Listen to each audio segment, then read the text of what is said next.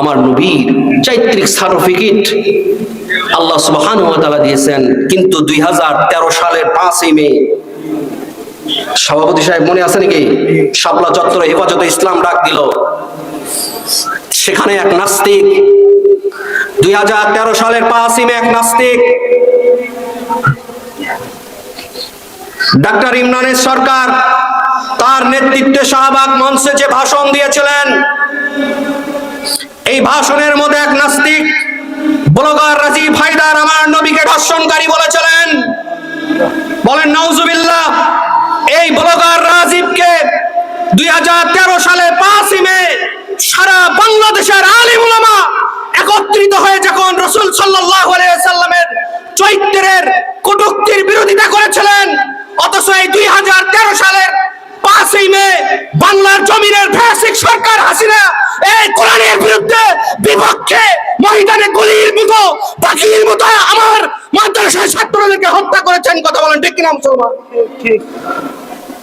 2013 সালের 5ই মে রাসূল সাল্লাল্লাহু আলাইহি ওয়াসাল্লামের চরিত্রের দর্শনকারী বানানো। আরে বলেন ঠিক কিনা মুসলমান? মুরব্বি কথা বলেন না ঠিক কিনা? সম্মানিত মুসলমান ভাইরা আমার, এই নাস্তিক যেদিন মারা গেল, এই নাস্তিকের রাষ্ট্রীয় মর্যাদায় জানাজা হয়েছে। এই সময় ফ্যাসিস্ট হাসিনা, এই খুনি হাসিনার বাংলার জমিনে এক নাস্তিকের জানাজায় রাষ্ট্রীয় মর্যাদা পেল। অথচ 2010 সালে আল্লামা দিলওয়ার হোসেন সাঈদীকে ফেব্রুয়ারি মাসে অ্যাটাক করা হলো। কথা বলেন ঠিক কিনা? এই কোরআনের পাখি আল্লামা দিলওয়ার হোসেন সাঈদী